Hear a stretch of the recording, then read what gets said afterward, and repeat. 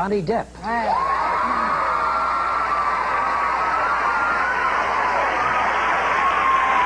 Johnny, how are you? Nice to have you here. This is Dana Fleming.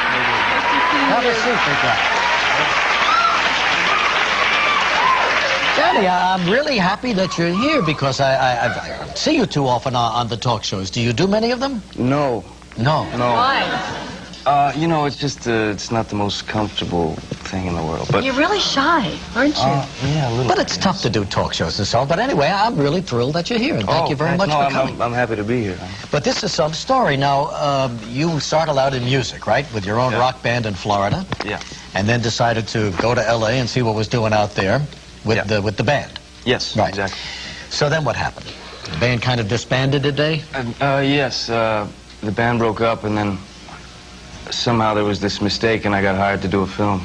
Yeah, but you were just kind of palling around with a guy. Nicolas Cage. Yeah, Nicolas Cage.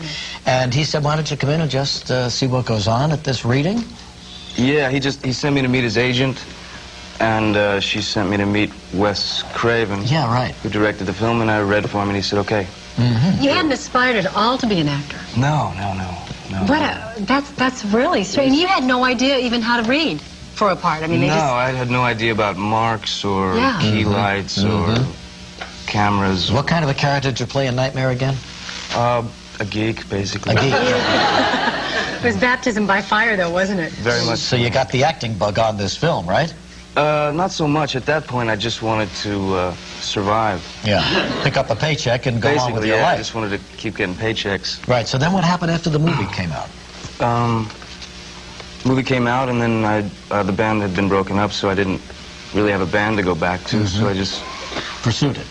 Yeah. Right. What was the next thing after that? Was 21 Jump Street right after that? No, Jump Street didn't happen until '86, I think. Yeah. So what did you do after? A couple more films? Yeah, a couple more films. Platoon was one of them, wasn't it? Yeah, Oscar, Oliver Stone's big movie. Yeah. And then, but the Edward Scissorhands movie, I mean, that was such an unusual part, first of all. Is that what appealed to you about that movie, the fact that this guy was different? Yeah, what appealed to me mostly was when I read it, it hit me so hard, the idea of this character. But it was also very challenging because there was nothing to base him on, really. Yeah, right, exactly. He's not human, he's not a robot, he's not... So I based him on on dogs that I've had. Really? What do you mean? Several dogs. On dogs? Dogs. Yeah. What's the correlation there?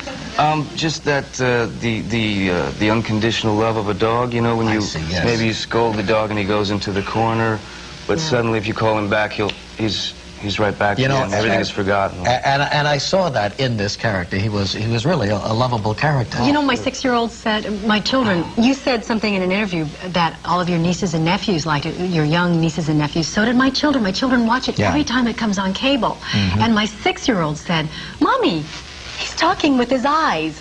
Now, is that the best compliment anyone could give you? I mean, that's better than anything we could ever say. Right before you did this, though, you were getting like 10,000 letters a month from 21 Jump Street, something like that I read. And this seems like an unusual thing for you to do. Were you kind of trying to hide behind the mask of Edward Scissorhands because you had had so much publicity? Well, you know, when I was on that series, there's a real sort of pigeonholing thing that you have to fight because it's very dangerous, those labels that they give you, you know, the heartthrob, teen idol, you know, all that new James Dean stuff is a lot of crap. It really is very dangerous and very limiting. So I just wanted to be able to. So you broke out in that movie? Yeah, just to try to go against the grain a bit here. Now, what about the hands, the scissors themselves? You manipulated them beautifully. I suppose you worked a lot with them, right? Yeah, I was real lucky because I had them a couple of months before we started shooting. Yes, there they are. And you learned to control them and work them. I even read somewhere that you went to sleep with them. I mean, you took them to bed with you. Isn't that a little dangerous? Yes, depending on the mood you're in. Very dangerous.